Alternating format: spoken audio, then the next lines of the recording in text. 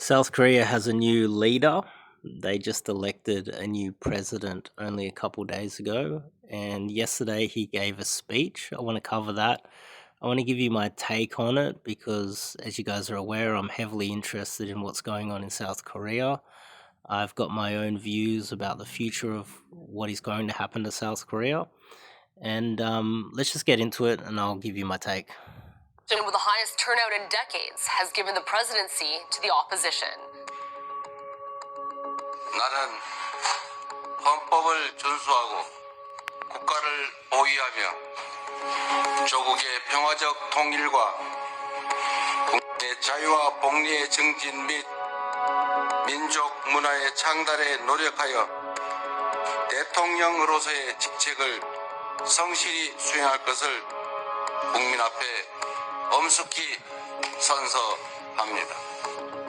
2025년 6월 4일 대통령 Lee J. I can never pronounce these guys' names. Lee. We'll call this guy Lee. So he came out and, the same rhetoric, the martial law, what the last president tried to do is bad.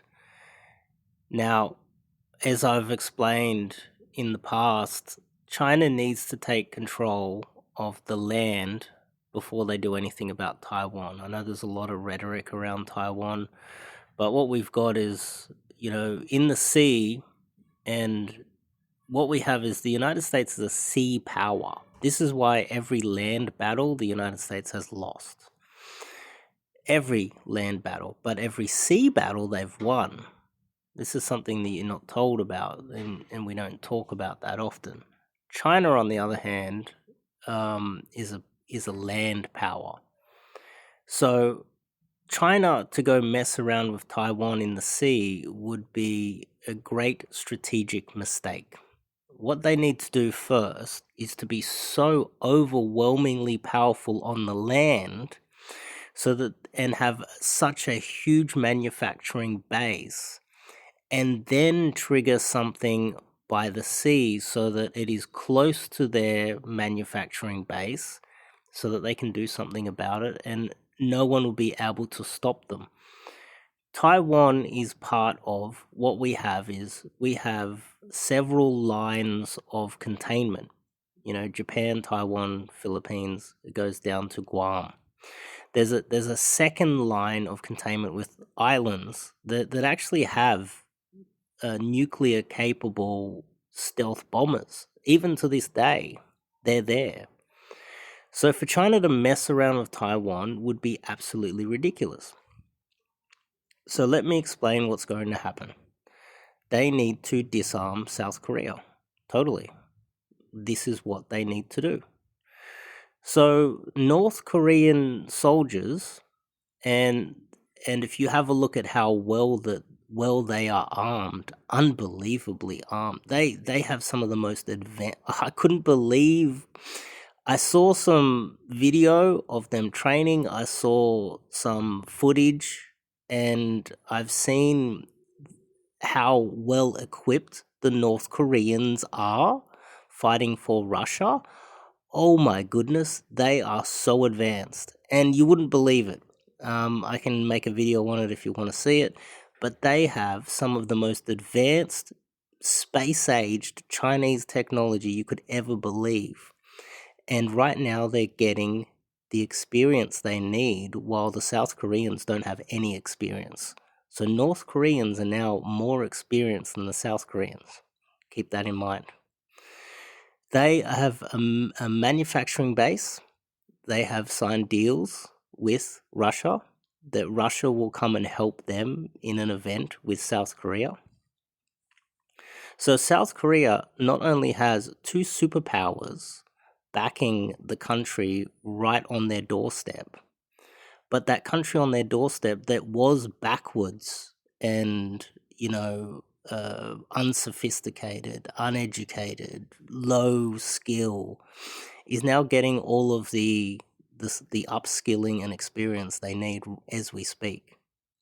And they have two superpowers backing them. South Korea is only going to go one way. I hate to say it, but this is just how it is. South Korea is in a bad situation. The only thing that can get South Korea out of this situation is diplomacy. They don't need to be building weapons or deterrence. They need to be sending diplomats every second across the border, not bullets, because the bullets coming the other way are going to be so much more advanced. Let's just get into it before I keep talking. 이재명 정쟁 수단으로 전락한 안보와 평화, 무관심과 무책임으로 무너진 민생과 경제, 그리고 So the economy struggled because it's an oligarchy, and that oligarchy, those few companies that hold South Korea together, they're controlled by Americans. Don't pretend that they have their own markets and that they're an independent country. The United States just buys their stuff for influence over South Korea because it's so strategic. And it's basically the Ukraine of Asia at the moment. 장갑차와 자동소총에 파괴된 우리의 민주주의를 다시 일으켜 세울 시간입니다. 한미 군사 동맹에 기반한 강력한 억지력. There we go. This is the sense. So this is his opening speech. So he got elected. You go through like a good day or two of just, I got elected. No diplomacy, no serious speeches. This is his first speech. And what does he do? He comes out and says, North Korea, a nuclear-powered North Korea, on your doorstep. You're going to deal with them with a strong deterrence. South Korea is in a lot of trouble. I don't think you cannot deter a country that not only has a nuclear advantage, so escalation-wise, the escalation ladder, North Korea has the top rung. Will always defeat South Korea. It doesn't matter how many K-pop singers and dancers you got there that can dance around nuclear weapons. You're gonna get messed up if you mess with North Korea, especially on your doorstep. Secondly, if you want a conventional war, they not only have two superpowers, they have over almost 1.5, 2 billion people to throw across that border. The United States isn't going to send 100 million men to die on South Korea. We're not going to do what we did in the 1950s. South Korean, this is why I've been so critical of South Korea over the last decade. This is why I've said so many bad things about South Korea. It's because we were always going to come to this point, and these people never respected us. The wealth that we gave them, they never understood how important it was to build strong ties with countries like Australia and respect us. They have not done that. And they have not spent all of the last decade cementing strong ties with the Japanese. They spat in the Japanese faces. They spat in Australians' faces. They've been racist against Australians. They've mistreated us. They've mistreated white people that have been there. This day was always coming. Why didn't they know that? I guess they weren't following someone like myself.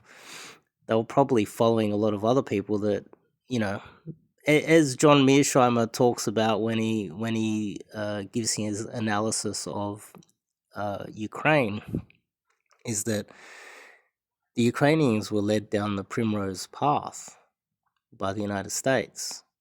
And this is what has happened to South Korea. They've just got a new leader, and this leader still doesn't get it. He doesn't get what type of a situation they're in. Now, finally, actually, let's listen to a little bit more. 북핵과 북한의 군사 도발에 대응하되. Yeah, this is the second part. I've already heard this. These people, the same as Ukrainians, think that the United States is going to come to their aid. Sure, the United States, Australia, we'll do whatever we can.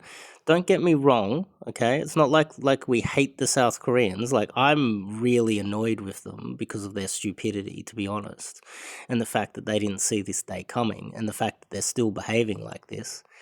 But apart from that, don't get me wrong, Australians will send aid, we will do whatever we can, we might even, the United States will be helping with intelligence. We'll be doing whatever we can to protect the lives of South Koreans. But seriously? Do you really... Like, this sentence shouldn't be in your speech, because what you're doing is you're giving false hope to a country that has... Look, if let me explain this in the way the West would understand. If you're a European, what's the best football team? I don't know, like, what is it, Manchester City, or is it like Barcelona, Real Madrid? If you're an American, what is it? It's the the Thunder basketball team. If you're an Australian, it's like the best rugby team, or if you're Indian, it's like the best cricket team. That's China and Russia and North Korea. They're the best. There's no country on planet Earth. Look, let me explain this another way. If we were able to put the United States right there on the doorstep of North Korea, I still would bet on China and Russia to destroy the United States. Let's just put some real perspective here. If we were able to squeeze the United States right up, nuzzle it, and you got rid of South Korea, it just didn't exist anymore. We were able to squeeze the United States, like California, right up against North Korea. North Korea would do some serious damage to the United States. The United States wouldn't know whether they should do a first strike on Russia and China at the same time.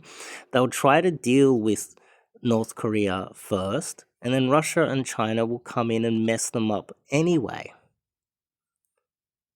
Do you think the United States, with 350 million people, a dysfunctional kind of country, a lot of overweight people, would be able to deal with 1.4 billion Chinese, rearming millions of angry North Koreans? And then if you mess around, you've got the hard Russians that will enter the fight as well. South Korea is, it's like the WNBA's worst team going up against the NBA's best team. Okay? Just to give a bit of perspective here. This is false hope. This is not going to end well.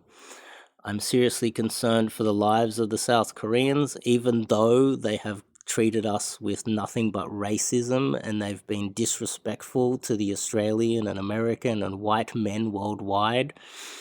The arrogance of K-pop, which we gave to them, their economy, which we gave to them, and how disrespectful they've been for the last 15 years or more.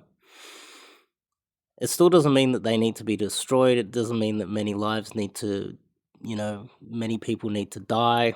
It is tragic what is happening in Ukraine right now. Absolutely tragic. But look at it. It's a small, poor country on the doorstep of a superpower. It doesn't take a rocket scientist to figure out how that was going to end. Come on.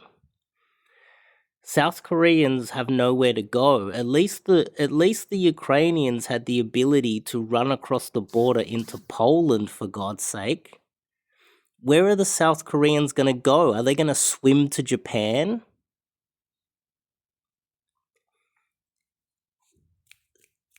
South Korea is in a bad situation, and I don't see this ending well for them, especially when I have a look at this leader.